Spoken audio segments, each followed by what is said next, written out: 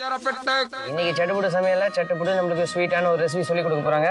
அவங்க யாருன்றத பாப்போம். வணக்கம். வணக்கம். உங்க பேர் சொல்லுங்க. சசிகலா. உங்களோட சொந்த ஊர் இது? திருநெல்வேலி. இங்க மூணாருக்கு எப்போ வந்தீங்க? 20 வருஷம் ஆகுது. 20 வருஷம் ஆயிடுச்சு. பிடிச்சிருக்கா மூணாறு? மூணாறு நல்லா பிடிச்சிருக்கு. சரி சரி. இன்னைக்கு எங்களுக்கு என்ன டிஷ் செஞ்சு காட்ட போறீங்க? கோகனட் பருப்பு செஞ்சு காட்டுறேன். அப்படியா? ஓகே. இது யார்கிட்ட கத்துக்கிட்டீங்க? இது நானா தான். நீங்களா தான்? நல்ல டேஸ்டா இருக்குமா? நல்ல டேஸ்டா இருக்கும். சாப்பிட்டு பாருங்க செஞ்சு. கண்டிப்பா. ஓகே. இதுக்கு தேவையான பொருட்கள்லாம் சொல்லுங்க. தேவையான பொருட்கள் வந்து தேங்காய் துருவல், ஜீனி, நெய். இப்போ ஃபர்ஸ்ட் என்ன பண்ணணும்? ஃபர்ஸ்ட் தேங்காவை எடுத்து அளந்து இதுல போடணும்.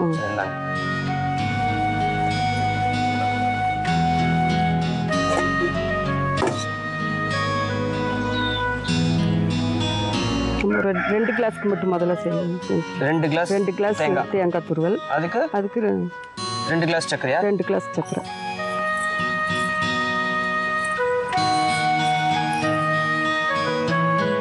கொஞ்சம் வேணா குறைச்சிக்கலாம். சுகர் இருக்கிறவங்களுக்கு இது தேவையில்லைன்னா கொஞ்சம் குறைச்சிக்கலாம். இவ்வளவு போதும். கொஞ்சம் தண்ணி,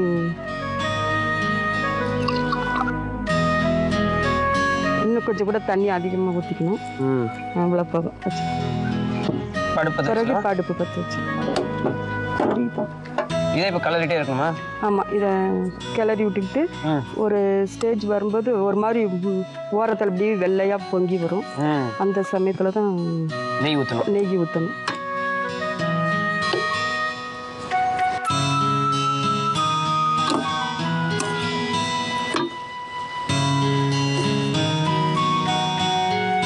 நெய் இப்போ வந்து 2 ஸ்பூன் ஊற்றி விடணும். இதுல ஆமா, நல்லா பொங்கி வந்துருச்சு. இப்போ நெய் ஊற்றணும். சரி.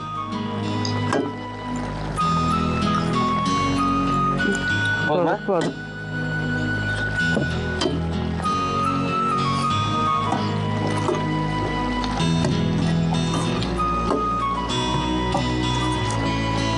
தட்டில் நெய் ஊற்றி நம்ம தடவி வச்சு ரெடி பண்ணி வைக்கணும்.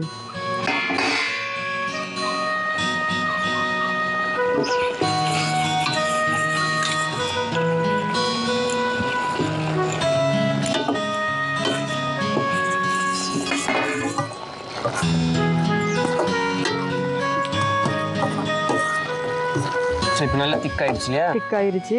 இப்படி கை ஒட்டாம இந்த மாதிரி வெள்ளையா அப்படி இருக்கு பாருங்க. அப்ப அந்த டைம் வரும்போது அப்படியே இறக்கி ஊத்திட வேண்டியது. இப்ப இதுல ஊத்தி ஒரு 2 நிமிஷம் கழிச்சு வெட்டி எடுத்துடலாம். வெட்டி எடுத்து